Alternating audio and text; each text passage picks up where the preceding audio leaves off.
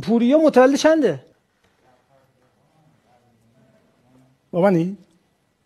کس دیگه توی استادیوم 1371 از روز اولی که اومد تو فوتبال شناسنامه شد 71، یعنی برای داوری نیومد. شناسنامه شد قبلش چند بود؟ 69 بود. دقیقاً 11 سال. خب 2 سال ثغره داره دیگه. پس برای داوری نداره. برای داوری نکرده. از برای اصلا این سن واقعیش 71، ولی چیه؟ شما که میگی 69 مال نمال داوری.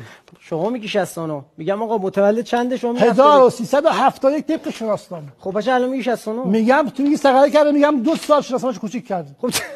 خب the point is چرا کوچیک کرده؟ مشکلش چیه؟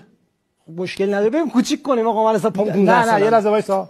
اگر خلاف کوچیک کرده شما که جلوشو بگیرید. آره کوچیک کردن مگه خلاف؟ نه درست کوچیک کرده، یعنی شناسنامه‌اش 71 طبق شناسنامه است دیگه. نه میدونم، میگم از اول 69 اشتباه بوده، 71 درست بود.